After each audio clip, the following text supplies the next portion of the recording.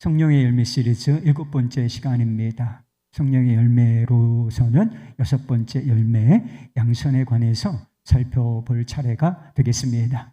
이제 9가지 열매니까 이제 3번 정도 앞으로 3번 정도가 더 남은 것입니다. 양선이라고 하는 단어의 의미를 정확하게 알고 계십니까? 요즘에는 잘 사용하지 않는 단어예요. 우리가 양선이라고 하는 단어를 일반 대화 중에 사용하는지를 한번 생각해 보십시오. 거의 사용하지 않습니다. 성경에 나와 있는 단어인데 뜻은 어렵지 않습니다. 어질양, 착할, 선. 그래서 어질고 착하다, 어질고 착하다 이런 뜻을 가지고 있는 것이지요.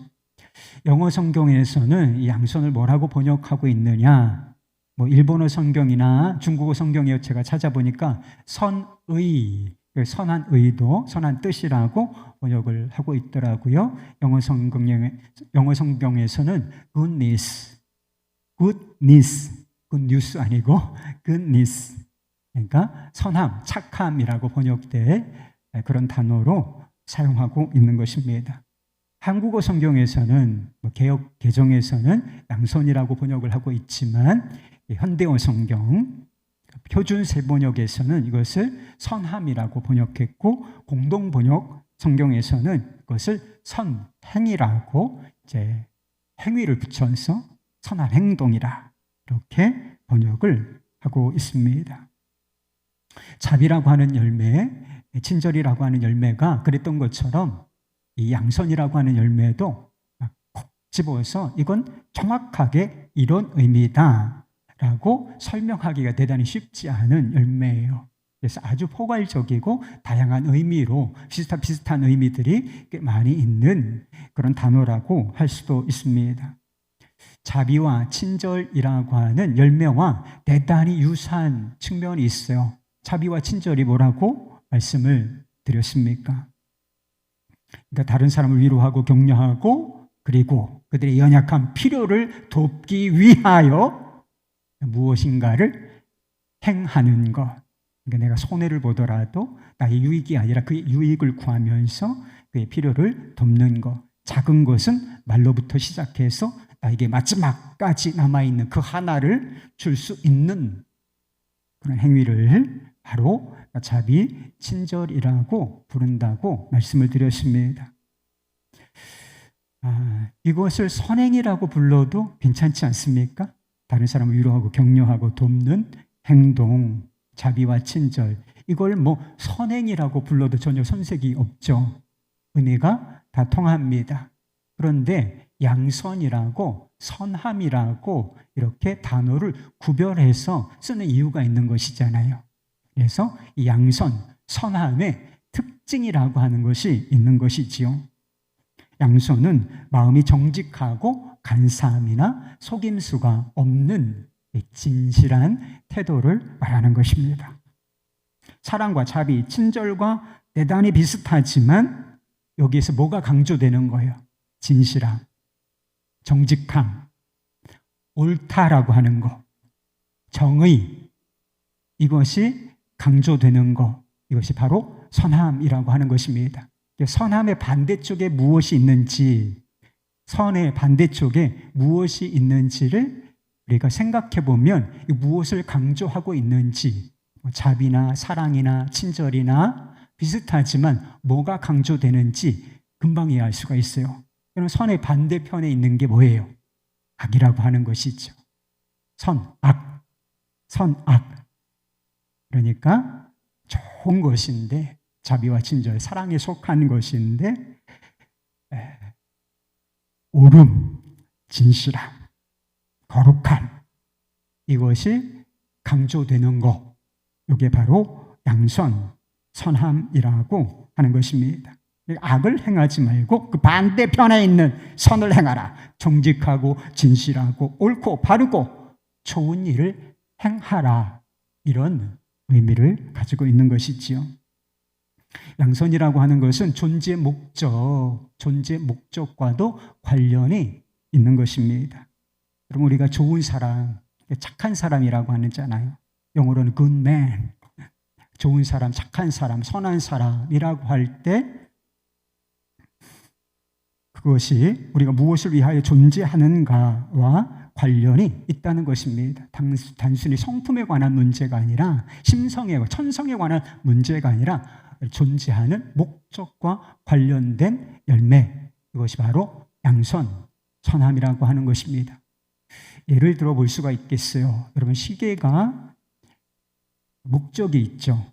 시간을 보는데, 시간을 확인하는데 그걸 목적으로 만들어진 기계 장치, 이게 바로 시계입니다. 제가 보는 정면에도 시계가 있어요. 9시 17분, 디지털 시계로 9시 17분을 가리키고 있습니다. 여러분, 시계는 지금 몇 시인가요? 시계가 멋있어. 그런데 막 지금 3시라고 가리키고 있다고 한번 생각해 보세요. 그러면 그 시계가 좋은 시계예요? 나쁜 시계예요?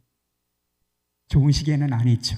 그냥 멋있는 시계, 디자인이 좋은 시계라고 말할 수 있지만 그 자체를 대단히 좋은 시계라고 말할 수는 없다는 것이죠. 왜? 시간을 확인하는 용도로 시계라고 하는 것이 만들어졌는데 그 목적을 전혀 달성할 수 없기 때문에, 달성하지 못하고 있기 때문에 좋은 시계라고 말할 수는 없는 것이지요. 선을 행한다는 것은 존재 목적에 합당하게 행동한다라고 하는 의미가 보다 일반적으로 착하다라고 하는 것과는 수준이 상당히 달라요. 결이 완전히 다릅니다. 세상에서 뭐 착하다, 선하다, 선행상 주잖아요. 어느 게 착하다 이런 표현을 하잖아요. 그런데 성경에서 말하는 착함, 이 선함과 세상에서 말하는 착함, 선함과는 완전히 결이 다르다라고 하는 것을 보여주는 것입니다.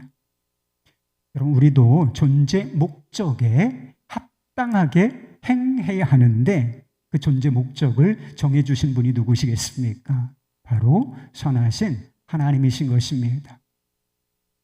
아프리카에 교회가 있고 그리스도인들이 있는데 아프리카 성도들이 만나서 예배를 드리기 전에 이런 인사를 나눈다는 것입니다. 하나님은 언제나 선하십니다. 언제나 하나님은 선하십니다. 이런 인사를 나눈다는 거예요. 좋죠? 우리 하나님은 선하십니다. 언제나. 우리의 처지와 상관없이, 돌아가는 세상의 어떠함과 상관없이 우리 하나님은 선하십니다. 그러면 이렇게 믿으시나요? 하나님께서 여러분에게 허락하신 여건, 환경, 사람, 가정, 직장, 지금 가지고 있는 무엇? 이것이 선하다. 하나님은 내게 선을 행하신다. 선한 것으로 주셨다. 이렇게 믿으십니까? 진짜예요? 내 남편이 최선인가? 내 아내가 최선인가? 그런 거예요, 여러분. 너무 따지지 마요. 주님께서 허락하신 것이 가장 선한 것입니다. 이게 좋은 것입니다. 이게 정말 우리 안에 믿음이 되면 사람이 잘 안 흔들려요. 환경 여건은 바뀌잖아요. 그런데 우리 하나님은 선하시고 내게 선하게 행하신다. 내게 주신 모든 것이 선하시다. 내게 행하신 모든 일이 선하시다. 이러면 고민거리가 10분의 1로 줄어요. 10분의 1로 줄고 신앙생활에 당황이 굉장히 적어집니다. 아주 없다고야 할 수 없겠지만 10분의 1로 모든 것이 줄어든다라고 생각하시면 옳아요. 고통을 견디는 힘이 어디서 오느냐? 이런 고통도 크게 보면 악이에요. 불행도 악입니다. 그런데 이것을 견딜 수 있는 힘, 오래 참고 인내할 수 있는 힘이 어디서 오는가? 하나님은 선하시다. 선하게 하실 것이다. 이 믿음이 있어야 견딜 수 있는 것입니다.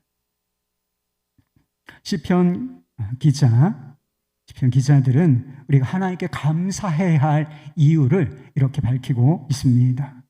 시편 136편 1절 말씀, 여호와께 감사하라. 그는 선하시며 그 인자하심이 영원함이로다. 다윗의 시편 23편을 잘 아시죠? 다윗이 대단히 어려운 상황 가운데 지은 시예요. 그런데 아주 어려운 상황 속에서도 자신의 영혼이 안전할 것이다, 이렇게 승리가 주어질 것이다, 이렇게 확신할 수 있었던 이유도 바로 선하시는 하나님을 믿는 믿음 속에 있었던 것입니다. 그 마지막 구절, 내 평생의 선하심과 인자하심이 반드시 나를 따르리니 내가 여호와의 집에 영원히 살리로다. 할렐루야. 이 믿음이 있으니까 어려워도 부족해도 감사하고 부족함이 없으리로다 고백하고, 사망의 음침한 골짜기를 지날 때도 주께서 나와 함께 하시니 두려울 것 없다 라고 담대하게 고백할 수 있었다라고 하는 것입니다. 선하신 하나님에 대한 믿음이 실제였기 때문에 그가 감사와 찬양 그리고 두려움 없는 믿음을 고백할 수 있었던 것입니다. 하나님은 선하십니다. 무정적으로 말하면 악에서 완전히, 어둠에서 완전히 분리되어 계신 분이시다. 악한 게 조금도 없고 죄된 것이 조금도 없는, 나쁜 것이 전혀 조금이라도 존재하지 않는 분, 그분이 바로 우리 하나님이신 것입니다. 하나님은 선하시고 하나님이 지으신 것, 하나님이 행하신 모든 것이 선하시다라고 하는 것입니다. 하나님께서 태초에 태초에 세상을 지으시고 천지를 지으시고 지으신 모든 것을 보시면서 보시기에 좋았더라 이렇게 말씀하셨죠. 사람을 지으시고 나서는 뭐라고 하셨느냐? 보시기에 심히 좋았더라.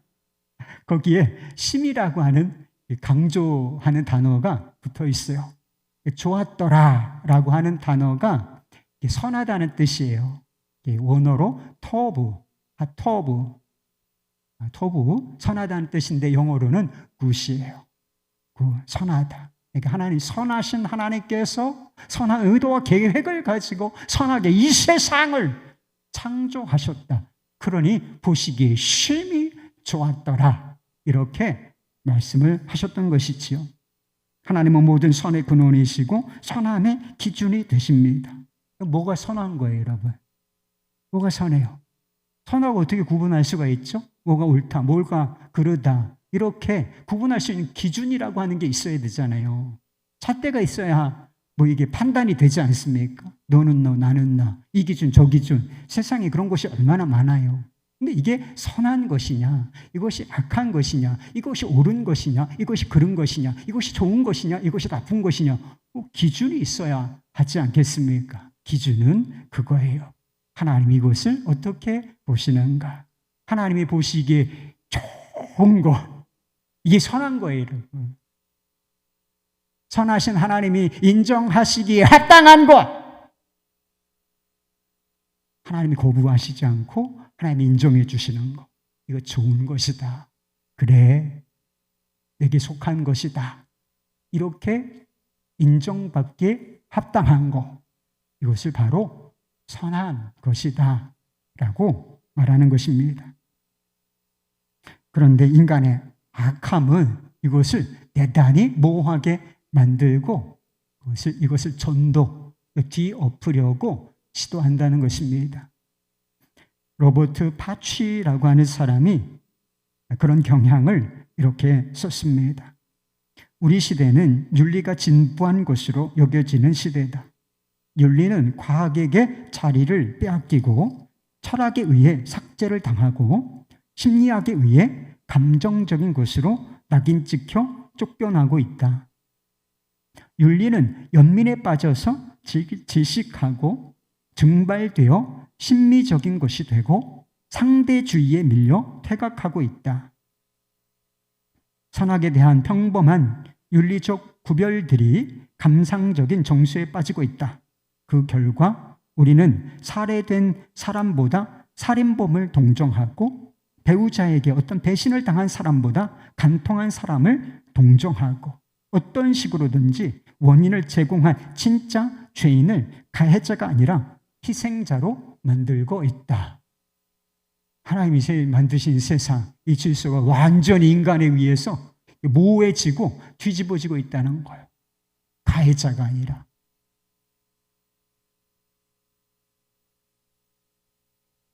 피해자가 아니라 가해자가 동정을 받는 이런 일이 벌어지고 있다. 여러분, 왜 이런 현상이 나타나는 것일까요? 인간이 선하신 하나님을 부정하고 밀쳐내고 있기 때문인 것입니다. 우리 마음속에서, 또 우리의 문화 속에서, 그리고 법과 질서 속에서, 관습 속에서 하나님을 밀쳐내고 삭제해버리기 때문에 이렇게 선에 대한 개념, 윤리에 대한 개념이 모호해지고 있다라고 하는 것입니다. 원래 선하다, 영어로 good이죠. good. 이 good이라고 하는 것은 어원상 앵글로삭슨 어족이라고 하죠. 그러니까 어원상 God, 하나님이라고 하는 단어에서 good이라고 하는 오가 하나 더 붙은 거죠. god에서 오를 하나 더 붙여서 선하신 하나님. 그래서 이 선하다는 의미를, 착하다는 의미를 good이라고 파생이 된 거예요. god에서 good이 파생이 된 것이다 라고 하는 것입니다. 근데 요새는 good에서 god을 삭제해 버리려고 한다는 거예요. good에서 God, 하나님을 삭제해 버리면, 이 세 글자를 빼버리면 뭐만 남을까요? 오, 제로만 남게 되는 것입니다. 하나님께서 창조하신 질서에는 남자와 여자의 구분이 아주 뚜렷해요. 성별이라고 하죠. 그래서 남성, 여성, 남자, 여자, 아주 뚜렷하고 남자, 여자의 역할도 성향도 다 다르게 하나님이 창조하셨습니다.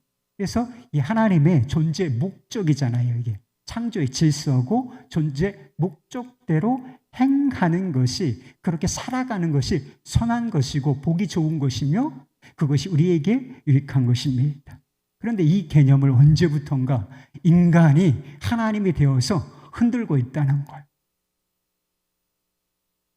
그래서 성별인데 이것을 성적 지향성, 취향으로 바꿔요. 그래서 내가 제3의 성이 있는 것처럼, 그리고 남성과 여성을 내가 스스로 하나님처럼 결정할 수 있는 것처럼 이렇게 만들어 버리는 세상 속에서 살고 있다는 것입니다. 하나님이 주신 생명이에요. 생명은 하나님께로부터 오는 것이고 하나님이 주시면 받는 것인데, 이 낙태라고 하는 것을 몇 주부터 이게 인간이냐 생명이냐 이걸 막 자기들이 결정해. 이미 생명인데. 그래서 어느 때는 죽이면 되고 어느 때는 죽이면 안 되고, 나오면 영아살해가 되고 밖 안에 있으면 낙태가 되고 합법이 되고, 뭐 이런 세상을, 무서운 세상, 살인을 합법화시키는 이런 일을 만들고 있다는 것입니다. 간통죄가 없어진 지가 좀 몇 년 됐죠. 배우자 부정. 근데 성경에서 명확하게 이것을 죄라고 명백하게 밝히고 있는데, 뭐라고 하면서 이 간통죄가 없었는지 아십니까? 이 성적 자기 결정권이라고 하는 이름으로 부부 사이에 침실에서 일어나는 일을 국가가 간섭할 수 없다, 윤리적인 잣대를 들이댈 수가 없다라고 하는 그런 명목하에 간통죄를 삭제시켜 버렸습니다. 죄인데 그것을 인간의 권리라고, 성적 자기 결정권, 권이 뭐예요? 권리라고 생각하는 거죠. 하나님이 죄라고 딱 기준을 정해 주셨는데 부부 관계 안에서만 성을 사용하도록 만드셨는데 그 밖에서 사용되는 거, 이게 죄인데 이거를 인간은 권리라고 옹호하고 있다는 것입니다. 이 모든 것이 굿에서 god을 제거하려고 하는 시도인 것입니다.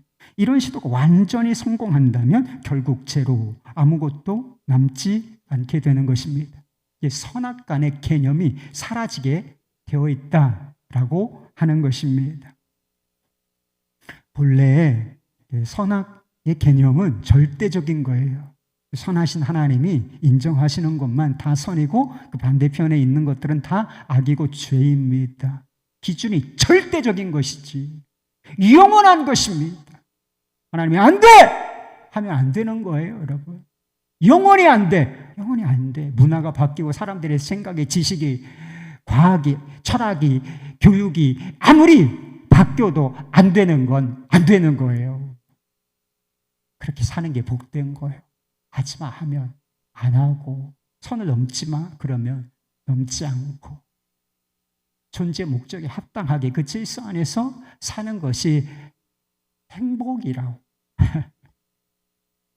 근데 이것을 막 뒤엎으려고 한단 말이에요. 지금 뭐하게 만들죠? 그러나 더 진행이 되면 절대적인 선악의 개념이 사라지고 뭐만 남겠습니까? 이제 커피를 마실 것이냐, 녹차 라떼를 마실 것이냐, 홍차를 마실 것이냐, 다 개인적인 취향이잖아요. 내가 뭘 선호하느냐, 개인의 선호와 취향만 남는 무서운 사회가 되는 것입니다. 이게 바로 짐승 같은 사회가 되는 거예요. 무신론이 판을 치고 선의 개념이 모호해지는 시대 속에서 양선의 열매를 맺으라. 하나님께서 보시기에 좋은 일을 행하라, 옳은 일을 행하라. 우리가 이렇게 요구받고 있다는 것입니다. 우리가 이 시점에서 먼저 생각해 볼 것이 있어요. 우리가 정말 선해질 수 있는가라고 하는 점입니다. 우리가 진짜 선을 흉내내는 것이 아니라 진짜 선을 행할 수 있느냐, 이 문제를 짚어보고 넘어가는 게 중요하다고 싶어요. 왜냐하면 우리 안에는 선한 게 없다. 원죄를 가지고 있어. 선한 사람은 없어. 이런 생각이 있기 때문이에요. 성경에서 나온 것이죠. 아담이 타락한 이후에 하나님이 창조하신 세상에 악이라고 하는 것이 들어왔어요. 보시기에 좋았더라. 다 선했단 말입니다. 악한 것이 하나도 없고 하나님께서 창조하신 세상은 선하고 아름다웠어요. 그런데 인간이 타락함으로 말미암아 이 세상에 악이 들어오게 됐다. 악이 지배하는 세상이 되고 말았다는 것입니다. 문제는 이 악, 나쁜 거, 죄, 이게 밖에만 있는 것이 아니라 우리의 본성에 아주 늘러붙었다는 거예요. 우리의 인간성 속에 이게 죄라고 하는 것이, 악함이라고 하는 것이 아주 이게 뿌리를 내리고 있게 되어버렸다는 것입니다. 그래서 악인이 따로 있는 게 아니에요. 악한 사람 같으니라고. 여러분 무슨 연쇄살인범, 성폭행범 보면 저런 악한 사람 같으니라고 이렇게 혀를 찾고 분노하시지요? 여러분 괜찮아요? 여러분은? 여러분 그 사람하고 근본적으로 다른 사람입니까? 그렇지 않아요. 세상에 선한 사람이 있는지 한번 생각해 보십시오. 착한 사람, good man, 정말 선한 사람, 착한 사람이 있는지를 한번 보십시오. 그리고 그것과 대비되는 뚜렷하게 악한 사람이 있는지를 한번 생각해 보십시오. 아니에요. 다 그놈이 그놈이요. 다 그 사람이 그 사람 아닌가요? 직장에서 보십시오. 그 사람이 그 사람 아닌가요? 아이들이 순수하고 착하다고요? 아이들이 정말 순수하고 착합니까? 말 못할 때. 말 못할 때만 그렇지. 말하기 시작하고 막 걸어 다니고 이래봐요. 고집이 얼마나 세고 욕심이 얼마나 많은지. 동생 생기면 때린다니까. 이게 뭐가 착해요, 이게. 엄마 안 볼 때면 빡 때려. 그냥 이렇게 때리는 것도 아니에요. 얼마나 세게 내리치는데 막 빡. 뭐가 착해요? 뭐가 순수해요? 아이들이 그렇게 순수하지 않은데 이 어른들, 경쟁 사회 속에서 막 이게 육신의 욕망이 막 발동하는 세상 속에서 사는 사람, 뭐가 착합니까? 뭐가 선해요? 다 죄인들이지. 성경이 이야기하고 있어요. 로마서 3장 10절에서 12절 말씀. 기록된 바 의인은 없나니 하나도 없으며 깨닫는 자도 없고 하나님을 찾는 자도 없고 다 치우쳐 함께 무익하게 되고 선을 행하는 자는 없나니 하나도 없도다. 그 선을 행하는 사람이 nothing. 우리 중에 없다. 이러면 뭐 어쩔 수 없이 받아들일 수도 있겠어요. 그런데 이거는 선한 사람이 모든 인류 가운데 선한 사람은 없다는 거예요. 우리가 보기에 착하다, 뭐 이럴 만한 사람이 없는 것은 아니지만 하나님이 인정하시는 기준, 하나님이 제시하시는 기준, 이거로는 선한 사람 없다는 거예요. 이것은 다른 누구 얘기가 아니라 사도 바울 자신에 관한 이야기이기도 했습니다. 율법을 그렇게 철저하게 지키려고 노력했던 이 율법의 사랑, 율법으로는 흠이 없다라고 말했던 이 사도 바울이 자신에 관해서 이런 이야기를 한 적이 있습니다. 로마서 7장 18절 말씀. 내 속 곧 내 육신에 선한 것이 거하지 아니하는 줄을 아노니 원함은 내게 있으나 선을 행하는 것은 없노라. 자기가 하고 싶은 마음은 있다는 거예요. 왜? 하나님의 말씀을 아니까, 선하신 하나님을 아니까. 선을 행하고 싶은 마음은 없는 건 아니지만 실제로 선을 행하는 것은 없노라. 그래서 오호라, 나는 곤고한 사람이로다. 이 사망의 몸에서 누가 나를 건져내랴. 이렇게 탄식할 수밖에 없었다는 것입니다.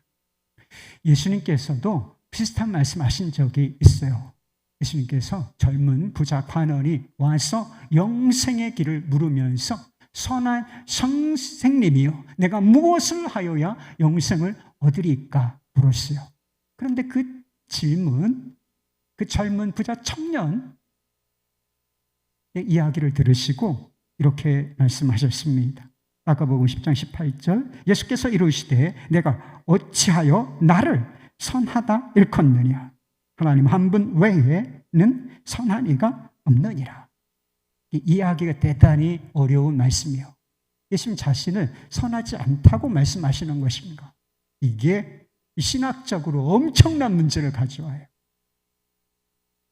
예수님 자신이 왜 나를 선하다 일컫느냐. 선하신 분은 하나님 한 분밖에는 없으시다. 나머지는 다 악하다는 거예요. 이 세상에 존재하는 모든 사람이다. 하나님 보시기에 좋지 않다. 그런 상태로 변질되고 말았다라고 하는 것이죠. 그거는 본인이 선하지 않다라고 하는 뜻이 아니라 이 부자 청년이 예수님을 인간으로 보고 있었기 때문이에요. 구세주, 하나님의 아들이 아니라 뭐라고 불렀다고 했습니까? 선한 선생이여. 예수님을 단지 인간일 뿐이다 라고 생각하고 있었다는 것이죠. 네가 나를 인간으로 보고 있느냐? 인간 중에는 선한 사람, 율법을 행함으로 말미암아 구원을 얻을 자가 단 한 사람도 존재하지 않는다. 이런 뜻으로 다 율법을 지켰다고 건방지게 얘기하니까, 교만하게 얘기하니까 선한 사람은 없다. 인간 중에 그런 뜻으로 말씀하신 것이었습니다. 여러분, 인간 안에는 선한 것이 없어요. 선을 행할 마음도 없고, 그리고 선을 행할 수 있는 능력, 마음도 의지도 없고, 그리고 선을 행할 수 있는 능력, 능력이 있어야 선을 행하지 않겠습니까? 우리 안에는 죄를 행할 능력은 있지만 선을 행할 능력은 없다는 것입니다. 그래서 결론이 뭐예요? 선을 행함으로, 율법을 지킴으로 하나님 앞에서 옳다 인정함을 받을 사람은 세상에 단 한 사람도 존재하지 않는다는 것입니다. 자기 도덕적인, 윤리적인 노력으로 구원을 받을 수 있는 사람이 있을까? 단 한 사람도 존재하지 않는다. 그렇기 때문에 예수님께서 오셔서 십자가를 지셔야 했던 것입니다. 자연인은 선하지 않고 선을 행할 수도 없습니다. 그러나 그리스도로 말미암아 구원을 받고 성령께서 내주하시는 사람, 성령께서 임하셔서 그 사람의 인격과 마음과 삶을 통치하고 있는 사람, 그 사람은 사정이 달라진다는 거예요. 성경은 그리스도인들에게 선을 행하라고 요구하고 있어요. 여러분, 성령의 열매 중에 양선, 선함, 선행, 착한 행실을 하라라고 하는 그 열매가 성령의 9가지 열매 중에 팍 하고 끼어들어와 있는 것을 보면 모르십니까? 성령을 받은 사람, 그리스도 안에서 은총을 받은 사람, 구원을 받은 사람은 선을 행할 수 있기 때문에, 진실한 마음으로 선을 행할 수 있기 때문에 선을 행하라. 양선이라고 하는 열매가 성령의 열매 중에 하나로 들어와 있는 거예요. 도무지 선을 행할 수가 없어. 옛날과 똑같아. 불신자의 상태와 같아. 그렇다면 선을 행하라. 양선의 열매를 맺으라. 거짓말이죠. 주님께서 우리에게 거짓말 하실 리가 있겠습니까? 할 수 있으니까 하라. 열매를 맺을 수 있다 말씀하신 것입니다. 인간 안에는 선한 것이 없고 선을 행할 수도 없다. 오직 은혜로 믿음으로 말미암아 구원을 받는다. 이 진리를 주구장창 선포한 사람이 바울이에요. 그런데 바울이 그리스도 안에 있는 사람들에게 이렇게 말하고 있어요. 에베소서 2장 10절 말씀. 우리는 그가 만드신 바라 그리스도 예수 안에서 선한 일을 위하여 지으심을 받은 자니, 이 일은 하나님이 전에 예비하사 우리로 그 가운데서 행하게 하려 하심이니라. 디도서 2장 14절 말씀. 그가 우리를 대신하여 자신을 주심은 모든 불법에서 우리를 속량하시고 구원하시고 우리를 깨끗하게 하사 선한 일을 열심히 하는 자기 백성이 되게 하려 하심이라. 하나님께서 나약하고 불의한 사람들, 죄에 빠져서 허덕이고 선을 행할 능력이 없는 사람들을 그리스도의 온전한 핏값으로 구원해 건져내 내셨습니다. 그리스도 안에서 지으심을 받았다 그랬죠? 이건 두 번째 지으심을 받았다는 뜻입니다. 예수 그리스도 안에 있는 자는 누구든지 새로운 피조물이라. 이전 것은 지나갔으니 보라 새 것이 되었도다. 새로운 피조물이라고도 말하고 새 사람이라고도 말해요. 그런데 하나님께서 예수 그리스도의 그 피값을 통해서 우리를 속량하시고 구원하시고 새로운 피조물, 새로운 사람이 되게 하신 그 이유가 무엇이냐, 그 목적이 무엇이냐 원하는 거예요. 선을 행하기 위함이라. 하나님께서 자기 백성 만드시고 하나님이 선하신 것처럼 선한 일을 행하는 마음으로 행함으로 선을 행하는 자기 백성이 되게 하시기 위하여 그 일을 하셨다. 이렇게 말씀하고 있는 것입니다. 선함이라고 하는 것은 그저 행함의 문제가 아니라 근본적으로는 마음의 문제예요. 마음에 있는 것입니다. 그런데 히브리서 기자는 우리가 그리스도 안에 있을 때 마음과 양심의 변화가 찾아온다는 사실을 얘기해요. 이전에는 악함만 있어. 죄의 지배와 노예, 사단의 지배를 받는 가운데 있었단 말이에요. 동기와 목적이 악해. 그래서 악을 행하는 거예요. 그래서 죄를 짓는 것입니다. 그런데 예수 그리스도 안에서 거듭났을 때 이 상황이 달라진다는 거예요. 마음의 변화가 와요. 양심이 달라집니다. 그래서 이렇게 말하고 있어요. 히브리서 13장 18절 말씀. 우리를 위하여 기도하라. 우리가 모든 일에 선하게 행하려 함으로 우리에게 선한 양심이 있는 줄을 확신하노니. 선한 일이 어디서 나와요? 선한 마음, 선한 양심, 거듭난 양심, 여기에서 나온다. 우리는 이것이 우리 안에 있다라고 하는 사실을 확신한다. 그리하여 우리가 선을 행하려 하노라. 그렇게 말하고 있는 거예요. 예수님께서 마태복음 7장에서 아주 유명한 말씀하셨죠. 사람을 어찌 판단할 수가 있느냐? 그 사람의 본질을 어찌 판단할 수가 있느냐? 믿는다 말로는 안 돼. 주여 주여 아무리 해봐도 그건 배워서도 알 수 있는 것이다. 진실한 마음이 믿음이 아니어도 그건 얼마든지 할 수가 있다. 주여 주여 부르는 자 중에도 마지막에 버림받을 자가 있을 것이다. 그런데 무엇으로 그 나무의 진실성을 판단할 수 있겠느냐? 열매를 보고 그 나무를 알게 될 것이다. 열매가 좋으면 그 나무도 아름답다고 할 것이고 좋은 나무라 할 것이고, 열매가 좋지 못해 악한 열매가 맺혀, 그건 분명히 나무가 나쁜 것이다. 거듭나지 않은 것이다. 본질이 바뀐 거 아니야. 예수를 믿는 건 아니다. 이렇게 말씀하셨던 적이 있습니다.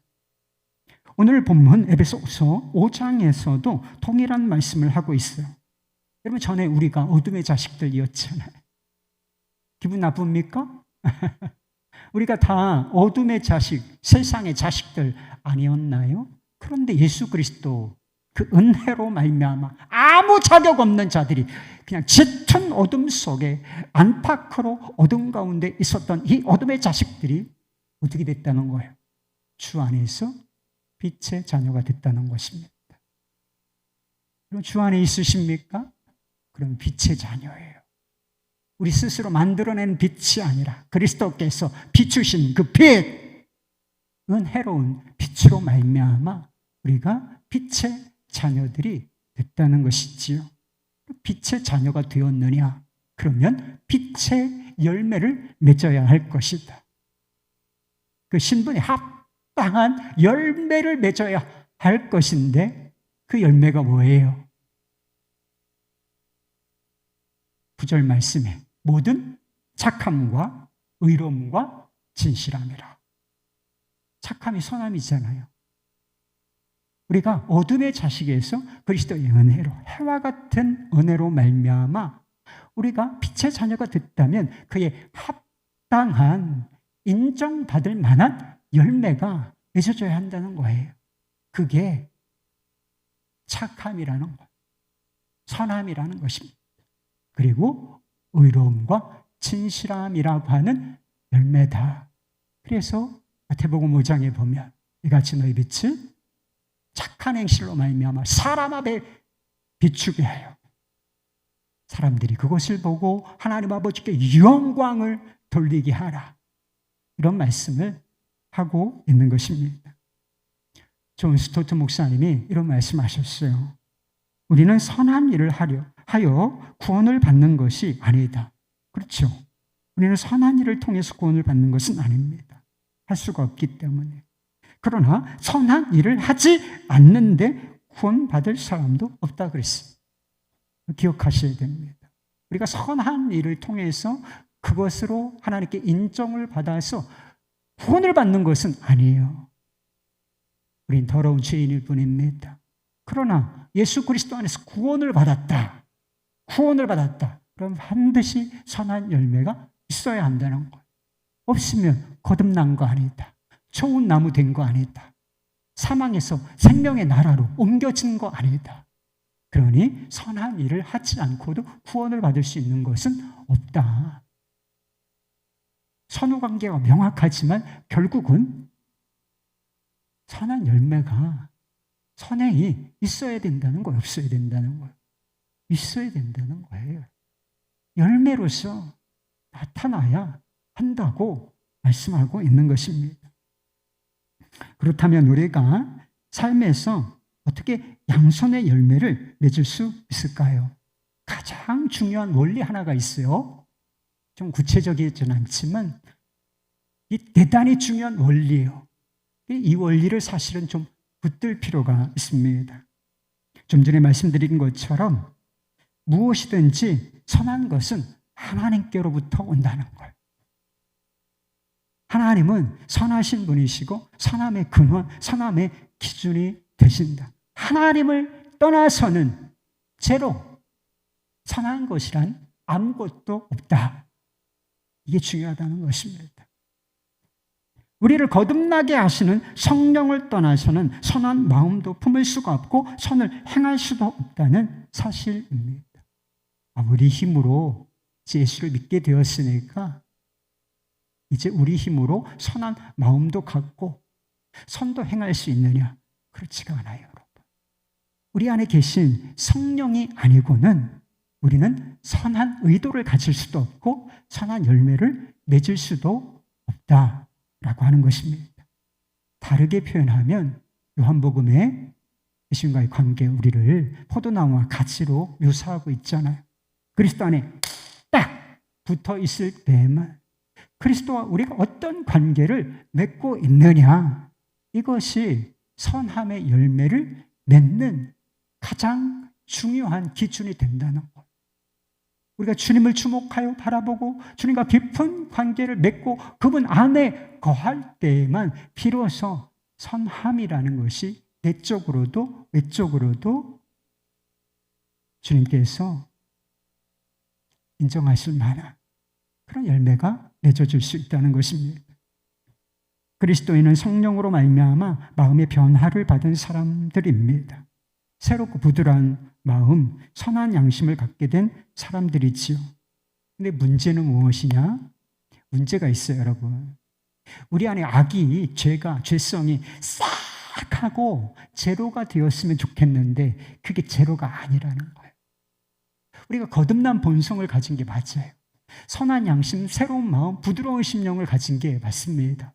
그런데 이런 마음도 있는 동시에 성품도 가지고 있게 된 동시에 성령으로 우리 안에 여전히 죄성도 남아있다는 거예요. 세상에 속한 성품도 아직 우리 안에 남아있다는 것입니다. 사도 바울이 지금 우리가 성령의 열매 살펴보고 있는데 5장 22절, 23절에서 말하잖아요. 그런데 그 위에 바로 17절 정도에 뭘 얘기하고 있느냐 하면 우리 안에 두 가지 욕구가 있다는 거예요. 두 가지 욕망, 두 가지 갈망이 있는데 하나는 육체에서 나오는 것이고 또 하나는 성령에서 나오는 것이다. 예, 육체에서 나오는 욕망, 육체의 소욕이라고 부르는 것이고 성령이 주시는 갈망, 비전, 감동하심, 이게 바로 성령의 소욕이라고 부르는 것입니다. 그래서 육체의 소욕을 따르기를 거부하고 성령님을 주목하고 성령의 인도하심을 따라야 할 것이다. 그래야 비로소 죄된 열매가 아니라 선한 열매를 너희가 맺을 수 있으리라. 이렇게 말하고 있단 말이에요. 사도행전 11장에 보면 바나바라고 하는 사람을 이렇게 소개하고 있습니다. 24절, 바나바는 착한 사람이요 성령과 믿음이 충만한 사람이라. 착한 사람 없다 그랬잖아요. 선한 사람 없다 그랬잖아요. 근데 성경에 착한 사람이 있대. 누구예요 그게? 바나바. 그런데 착한 사람이요, good man. 이 사람이 good man인데 이게 뒤에 나와 있는 언어들과 표현들과 관계가 있는 거예요. 이 사람은 착한 사람인데 또 뒤에 덧붙여진 게 있죠. 성령으로 충만하고 믿음으로 충만한 사람이다. 그래서 이게 사실은 한데 어우러진 거예요. 성령으로 충만하고 예수 그리스도에 대한 믿음으로 충만한 사람이었기 때문에 성령의 감동하심으로 그의 인격이, 그의 내면이 채워져 있었기 때문에 세상에 선한 사람 없지. 내 본질이 바뀌고 그가 성령에 사로잡힌 바 되고 했을 때 이 사람을 착한 사람이라 부를 수 있었다라고 하는 것입니다. 그리고 성령의 인도하심을 받는 사람이었기 때문에 이 사람이 선한 마음과 선한 행실을 할 수가 있었다라고 하는 것입니다. 선한 마음을 품고 선을 행하려면 교만한 마음, 자기 의로가 아니라 성령께서 주시는 감동으로 주님께서 기뻐하시고 인정하실 만한 마음과 태도와 행위를 하려면 성령의 감동하심을 받아야 되는 거예요. 성령으로 그 마음이 채워져 있어야 되는 것입니다. 그리고 성령께서 어떻게 인도하시나 그것에 대한 감각이 있고 그것을 따라 나아갈 줄 알아야 하는 것입니다. 그래야 비로소 우리가 빛을 바라보고 있을 때 빛이 비추어지는 것처럼 빛을 등지면 어떻게 돼요? 곧바로 어둠이 임하지 않습니까? 그러면 성령을 놓치면, 예수를 놓치면 여러분 악한 일을 행하게 돼 있어요. 중간지대는 없다.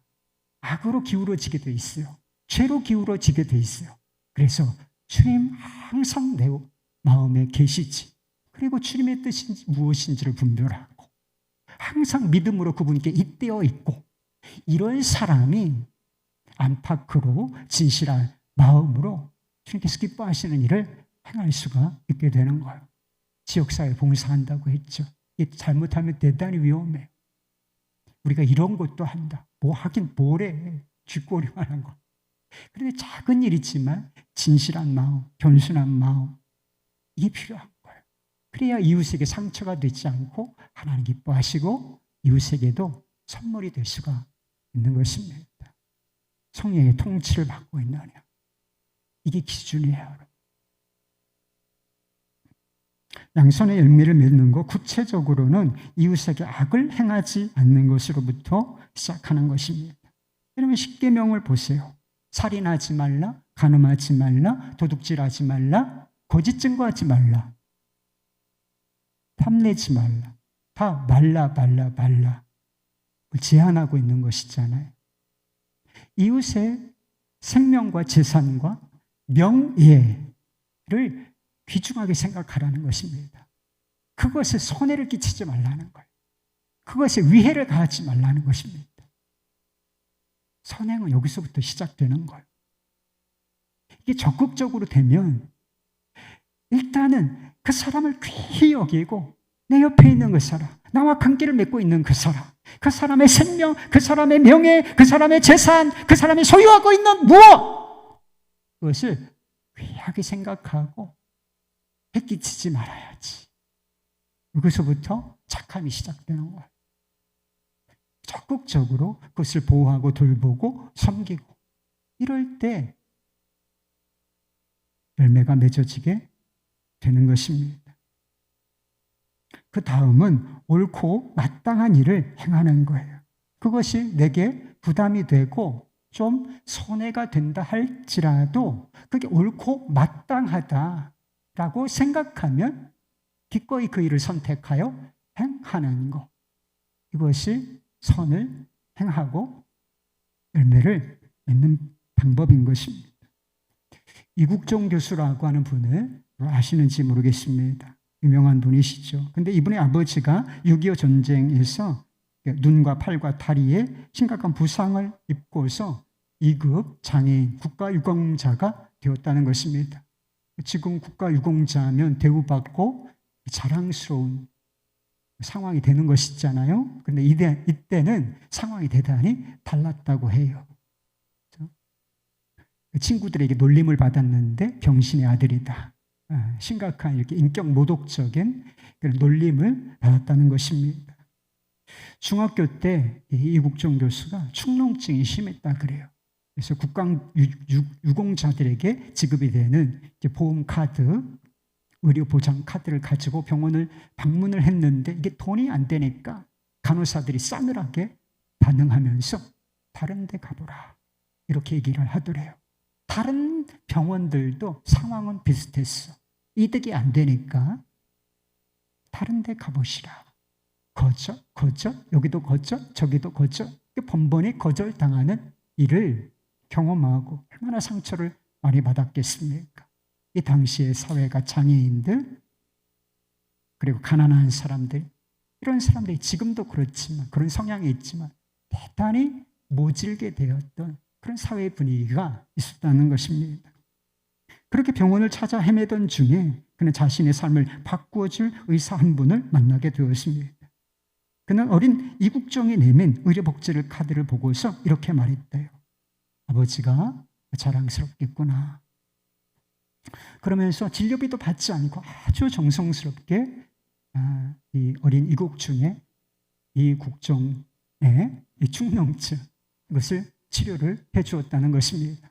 그리고 치료만 해준 것이 아니라 따뜻하게 이런 말로 격려를 해주었다는 거예요. 열심히 공부해서 꼭 훌륭한 사람이 되거라. 별말 아닐 수도 있죠. 그런데 이것이 어린 이국종의 가슴에 팍 하고 꽂혔습니다. 그래서 삶을 바꾸는 메시지가 되었어요. 그래서 이분처럼 의사가 되어서 가난한 이웃을 돕자. 아파하는 사람들을 치료해주고 봉사를 하자. 이런 비전이 생겼다는 거예요. 그리고 그때 이분이 이제 환자들을 진료하는 철학이 있는데 그때 생긴 것이라고 하는 것입니다. 어떤 철학이냐? 환자는 돈 낸 만큼이 아니라 아픈 만큼 치료를 받아야 된다. 가난해도 치료해 줘야 된다. 돈이 되든 안 되든 먼저 치료해야 된다. 이런 철학을 갖게 되었다라고 하는 이야기를 읽은 적이 있습니다. 여러분은 가난하거나 장애를 가졌거나 차별하지 않는 것이 마땅한 일입니까? 아픈 사람을 치료해 주는 것이 옳은 일이겠습니까? 여러분, 물론 그렇습니다. 세상에 돈이 안 된다고요? 하나님께서 돈 안 된다고 치료해 주지 말라고 하시겠습니까? 생명을 귀히 여기시고 아픈 자, 상한 자들을 귀히 여기시고 돌보시기를 원하시는 하나님, 그 선하신 하나님을 우리가 믿고 따르기를 원한다면 유익이 있든지 없든지 그 마땅한 일, 옳은 일을 행해야 한다는 것이지요. 밥 톰슨이라고 하는 사람이 있습니다. 이분이 고속도로를 포장하는 회사를 운영하는 사람이었습니다. 성공한 기업가였던 것입니다. 그런데 어느 날 이 톰슨이 미시간주에서 제일 큰 아스팔트 포장회사, 이것을 매각한 금액을 in my pocket 한 것이 아니라 한 550명 정도 되는 자기 직원들과 함께 이 매각 대금을 다 나누었다고 하는 것입니다. 이제 우리나라 돈으로 한 5천억 정도가 돼요. 그래서 평균 한 500명이 넘는 사람들에게 한 사람당 128만 달러. 엄청난 돈이에요. 이것을 다 나누어 주었다는 것입니다. 퇴직한 사람은 물론이고 그리고 사망한 사람의 유족, 미망인에게까지 그렇게 다 회사를 매각한 대금 다 나누었다는 것입니다.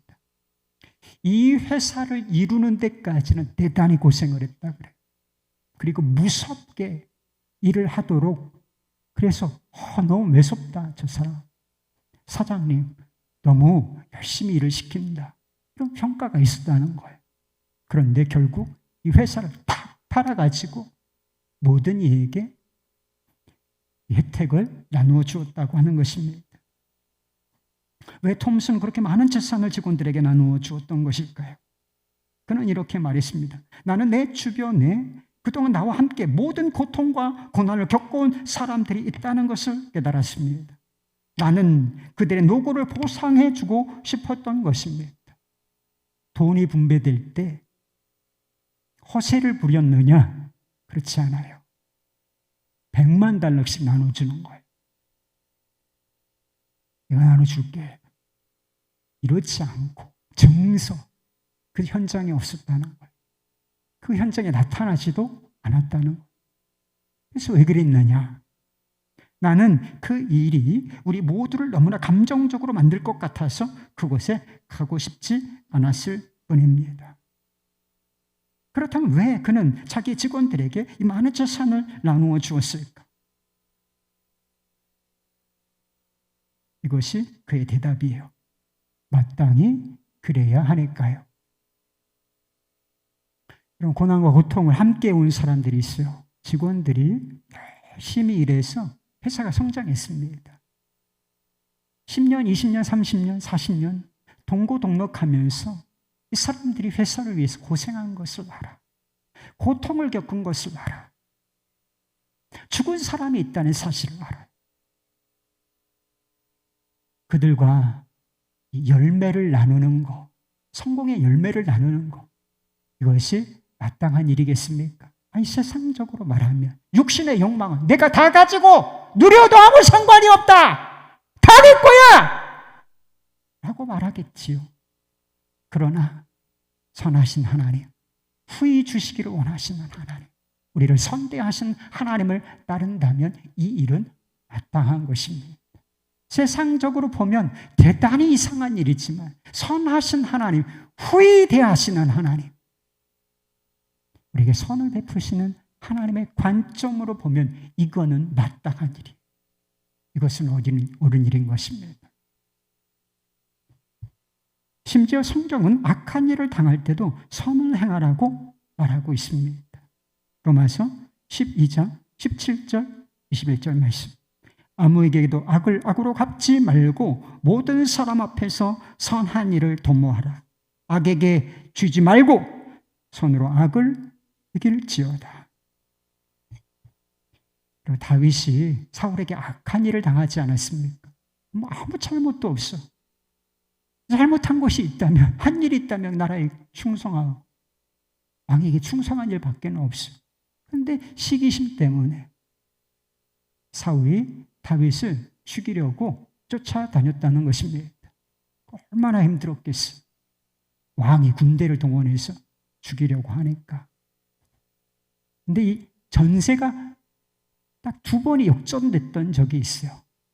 다윗이 동굴에 숨어 있는데 사울이 용변을 보기 위해서 무장해제하고 그리고 군사를 떨어뜨려 놓고 홀로 동굴로, 다윗이 숨어 있는 동굴로 숨어들었어요. 찾아왔습니다. 이제 한 번 내리치면 모든 고통은 끝나는 거예요. 원수 갚는 것입니다. 그리고 그 세월 다 보상받고 왕이 될 수도 있는 그런 절호의 찬스가 왔지만 다윗이 옷자락 한 켠만 싹 베고 그냥 놔줘요. 그리고 멀리 갈 때 왕이시여, 제가 여기 있었습니다. 제가 당신의 생명을 해하지 않은 것을 아십니까? 라고 말할 때 사울도 마음에 찔렸는지 이렇게 대답합니다. 다윗에게 이르되 나는 너를 학대하되 너는 나를 선대하니 너는 나보다 의롭도다. 다윗이 어떻게 자신을 죽이려고 하는 사람, 이 원수를 놓아줄 수 있었겠습니까? 선대할 수 있었겠습니까? 선하신 하나님, 선악간에 판단하시는 하나님, 의로우신 하나님을 믿었기 때문이에요. 내가 하지 않는다. 선하신 하나님께 판결을 맡긴다. 완전히 인생의 주도권을 주님께 넘겨드렸기 때문에 자기를 해하려고 하는 사람조차 악을 악으로 갚지 아니하고 선하게 대할 수가 있었던 것입니다. 요셉의 형들도 시기심 때문에 동생에게 악행을 저질렀습니다. 구덩이에 던지고 애굽의 노예로 팔아버렸지요. 요셉이 천신만고 끝에, 그야말로 천신만고 끝에 애굽의 총리가 됩니다. 그리고 이제 그 악행을 저질렀던 형들을 애굽에서 만나게 되지요. 원수는 외나무 다리에서 만난다더니 딱 걸렸다. 최고의 권력자가 됐어. 말 한마디면 다 끝나. 그렇지만 요셉은 형들을 용서합니다. 깨끗이 용서하고, 그리고 용서할 뿐만 아니라 그 거지 같은 형들, 타락으로 나락으로 떨어지는 그 형들 다 애굽으로 불러서 먹이고 집 지어주고 살 터전을 만들어 주었다는 거예요. 어떻게 이럴 수가 있죠? 선하신 하나님, 악조차 선으로 바꾸신 하나님을 믿었기 때문인 것입니다.